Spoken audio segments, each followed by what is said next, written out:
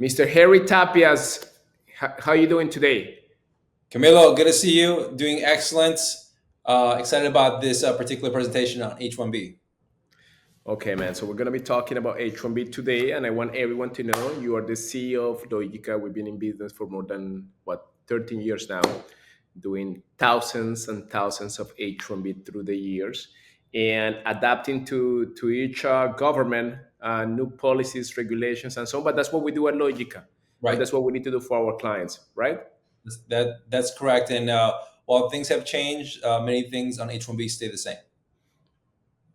Everything is the same so far. I believe that the few changes in the past they actually help lots of employers Right. to smooth the process, make a good transition, and simplify the process, which I believe that's good news for employers and even for beneficiaries as well. So, Harry, let's get started the following. And my first question to you is going to be: what is the H1B, and what are the main requirements of the H1B?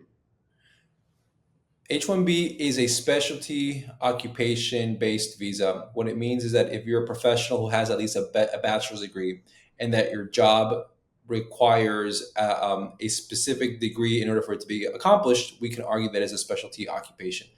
And it is a visa that goes through a lottery process every year in March. There's 85,000 visas, actually 85,000 registrations that will be essentially doled out across the United States. Those 85,000 people have the opportunity to apply through their employer, and by October 1st, they will begin to work. So this is a great way for companies to be able to get the best people from their local universities in the United States to come work for their companies. You said something super important. You're talking about the best people to be able to come and work. Yeah. And that aligns with what Trump is saying and Elon Musk as well, right? Yes. So that actually can be good for the economy, can be good for employers, and even for beneficiaries as well, which are the employees, right? Yes. H1B has just demonstrated that it has been kind of like a very important part of employers being successful, especially in the science fields, science, technology, engineering, math. H1B has been a great tool to make sure that they can get all those jobs filled. And it's not an issue about Americans not being given the job. It's just that there's a supply of these jobs, and foreign nationals who are studying in our U.S. universities are able to come work for major companies through this H-1B program.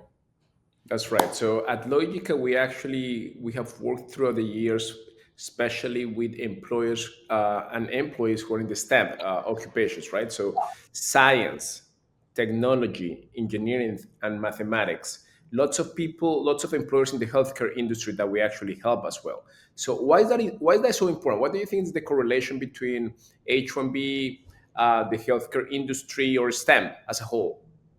What with H1B?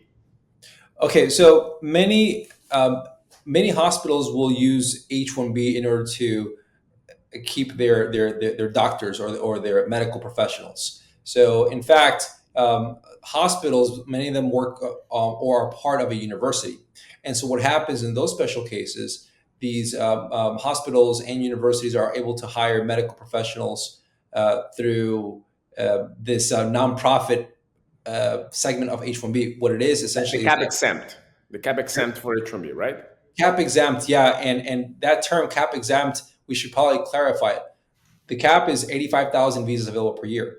But if you're a hospital or a university and you're this nonprofit cap exempt, it means that you can apply for H-1B any time of the year and not have to worry about this limit of 85,000 visas per year. Okay, so we work actually in the past and even in the present with lots of doctors as well. And I would say like any profession, including lots of attorneys as well. We don't like Yes, HOB for a lot of attorneys. So no, it's not only science, technology, engineering, mathematics. Those are the ideal cases, but there are other professions as well that they are occupation, specialty occupation professions that that's right. qualify for HOB. Yeah, lawyers across the United States get hired by law firms to go work for their law firms. And certainly, Logica, if you look us up, you'll see that we do have had in the past H-1B employees as well as lawyers. So it is a visa that helps companies that really need qualified and people with specialty occupation positions. That's right. So at Logica and in our H1B department and perm department, We do have a team of attorneys, a team of paralegals, and we not only do the filing of the H-1Bs, we also do immigration compliance, making sure that and we work with human resource managers or basically executives.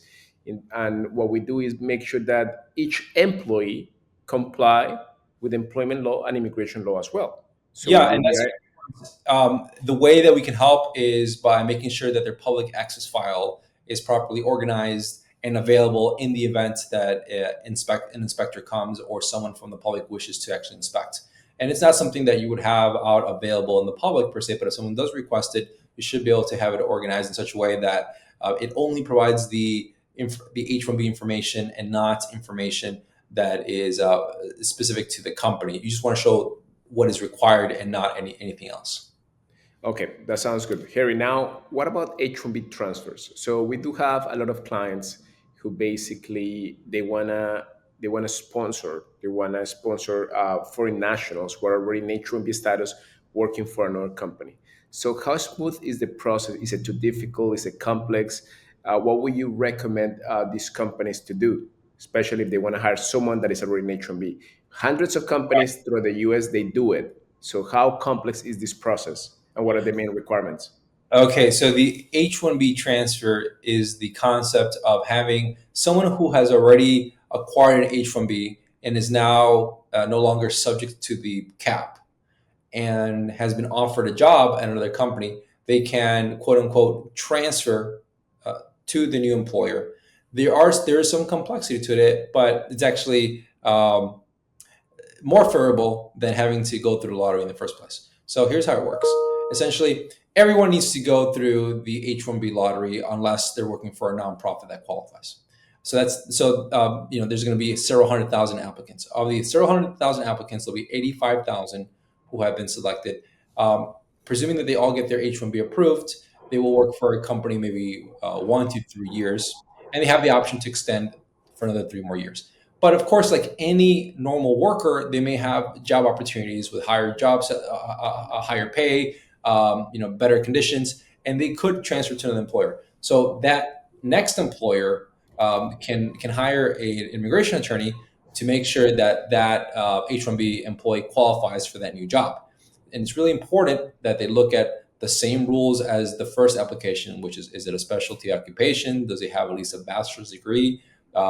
Does the job normally require a bachelor's degree or higher degree for the job to be performed? So these things still need to be done. But the benefit of a transfer is that that new employer is no longer worried about whether this employee is going to be selected in the lottery.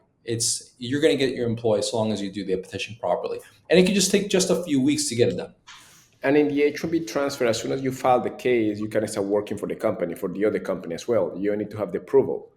Um, So right, you could start working for the new employer without an approval yet, so long as you did not quit the first job before you correct, job. correct, or like Once fired as Right, well.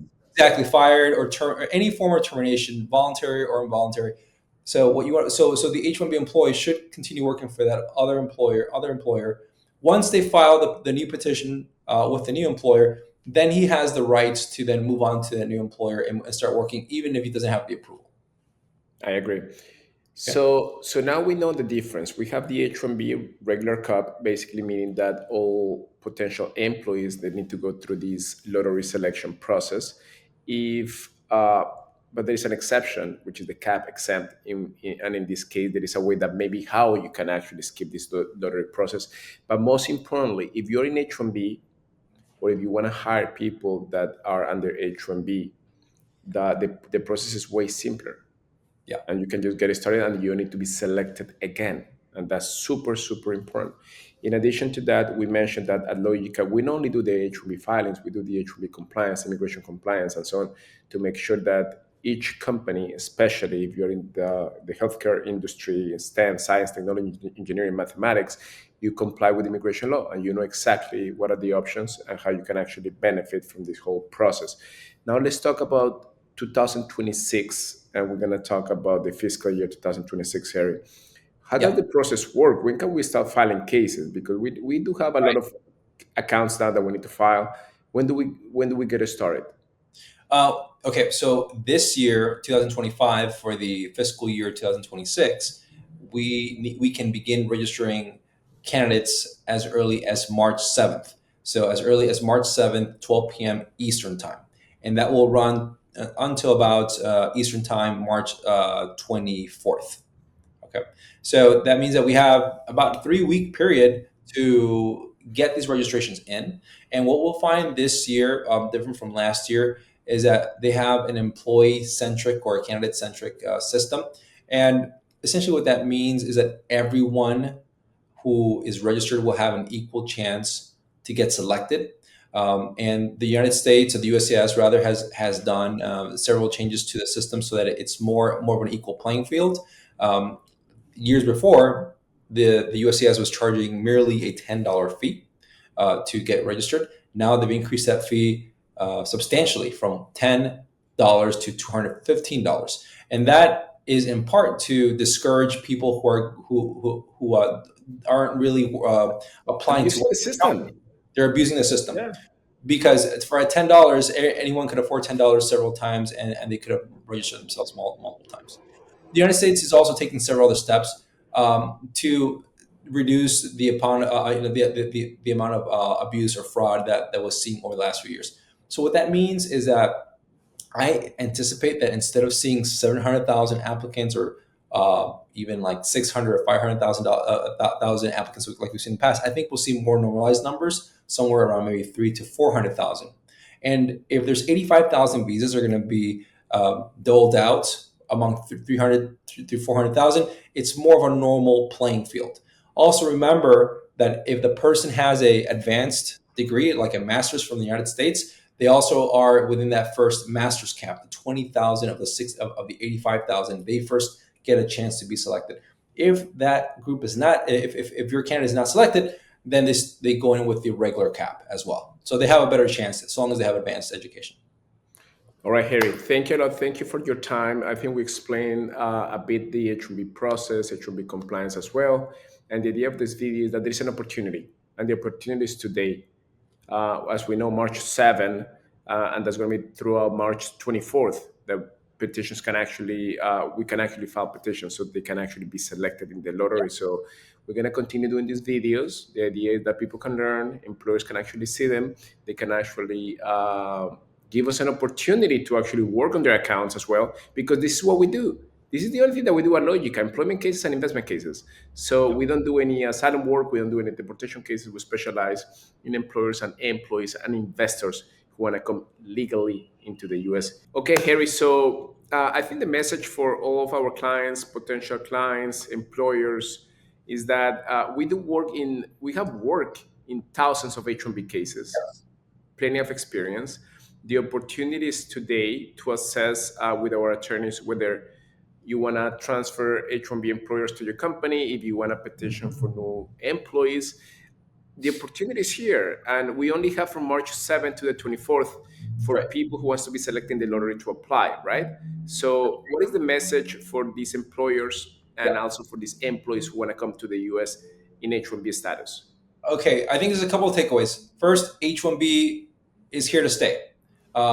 H1B system is not being affected. In fact, it's being improved. So, whereas in the last few years we saw a high number of applicants, this year we'll see a reduced number of applicants because the USAS has put new measures to reduce the amount of abuse on the system, and everyone will have a better chance to be selected. So, be excited about that. And also remember to register early. March 7th was when it opens at 12 p.m. Yes, it goes through the 24th, but things can happen in between. So make sure to get started early and not find yourself without an option. And lastly, be excited. The USAS and the White House is behind H1B, and they know that this is something that helps companies grow and the United States economy advance. Excellent. Thank you, Harry, for your time. I appreciate all of your times as well. And let's just file H1Bs. That's what we do. Let's get it done. See you in the next video.